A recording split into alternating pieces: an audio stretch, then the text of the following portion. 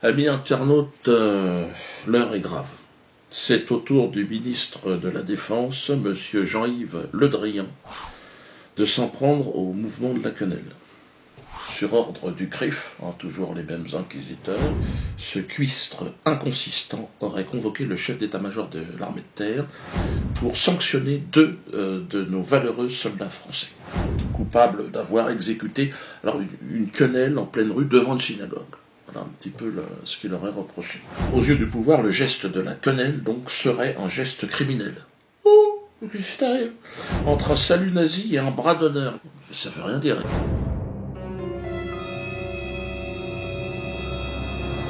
Là aussi, il va y avoir certainement un procès. Mais alors, qu'est-ce que c'est alors la holla ? C'est quoi la holla ?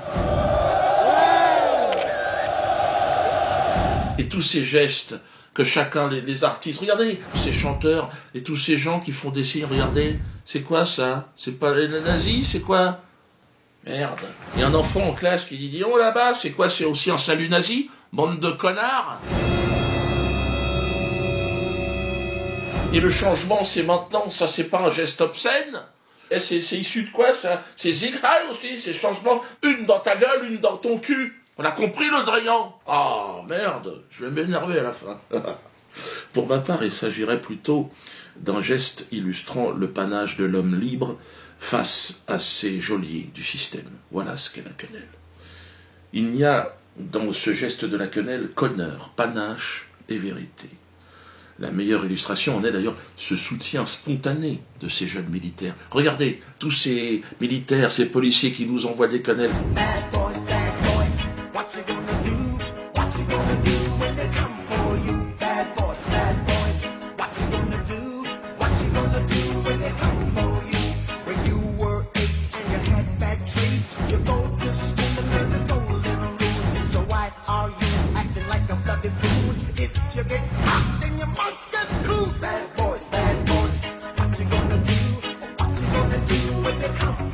Tout le monde veut leur apporter le secours, dans la gendarmerie, dans la police. Bien, continuez à nous envoyer des quenelles.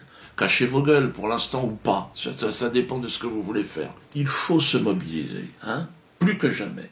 Et si, parce qu'il m'appartient aussi de vous donner une définition de la quenelle, la meilleure illustration de la quenelle, si je devais en faire une et s'il devait rester une définition, je dirais que ça ne m'appartient pas, elle appartient à Romain.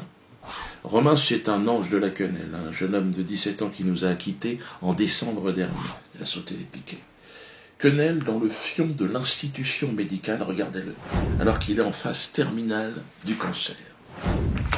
Voilà, c'est ça, ce que j'appelle le panache. C'est ça que j'appelle une quenelle. Vous voyez, c'est le panache de l'homme face à son destin. Nous sommes de plus en plus nombreux dans la lumière de Romain. Nous ne reviendrons pas en arrière.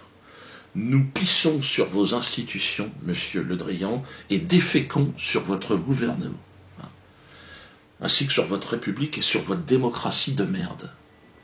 Je vous l'ai déjà dit, nous sommes pour un coup d'État militaire, pourquoi pas, par la farce et la non-violence, toujours, par la quenelle, ce que les militaires ont commencé à faire, et ils l'ont bien compris. Notre objectif est de vous la foutre dans le cul bien profondément. L'heure est grave, et nous avons décidé de former le CNT, donc Conseil national de transition par la quenelle. Nous appelons tous les pays libres, comme la Syrie, l'Iran, la Chine, la Corée du Nord, la Russie, à nous reconnaître, nous, CNT français par la quenelle. Nous sommes en train d'élaborer d'ailleurs une nouvelle constitution. Notre objectif principal étant d'organiser des élections vraiment libres en France, dans ce pays, d'ici à 2 ans. Et pour en finir, si vous voulez, une bonne fois pour toutes avec cette classe politique de merde, qui nous empêche même de faire des quenelles dans la rue aujourd'hui. Nous allons choisir, et ça sera donc à cette nouvelle constitution de le définir, quel genre, le mode. Alors, est-ce que ce sera par tirage au sort ? C'est vrai que ça paraît assez raisonnable, ce sont de bonnes idées. Ce sera à la France et aux Français de choisir quel sera le mode de scrutin le plus raisonnable et le plus partial. Je terminerai en vous disant que le 19 septembre prochain, à 13h30, à la 12e chambre correctionnelle du TGI de Paris, tribunal de grande instance, nous attaquons, moi et mes co-auteurs, Germain Gueff, Ilish Ramirez Sanchez, Carlos Stranieri, d'autres, Cindy Leoni, présidente de SOS Racisme. Hein, ou SOS sionisme, je ne sais plus exactement. Donc venez nombreux. Hein, je vous rappelle, Cindy Leoni a dit Dieudonné ne fait plus rire personne. Qu'est-ce qui t'arrive, cocotte? On ne connaissait pas, mais là, franchement, qu'est-ce qui t'arrive? C'est une accusation grave, surtout lorsque vous exercez la profession d'humoriste. Ne faire plus rire personne, ça signifie quoi? Ça signifie que vous n'êtes plus en mesure d'assumer votre fonction, et donc votre travail. Hein, et par votre conséquence de nourrir votre famille. Je comprends bien que c'est le souhait de Cindy Leoni que j'arrête de bosser, mais non, hein, malheureusement Cindy Leoni, on t'aura oublié demain, après-demain, je serai encore sur scène. C'est une diffamation très très grave auquel elle va avoir à répondre. Et croyez-moi que je vais poser la question au juge, parce que le préjudice moral est très important. Votez pour cette pétition.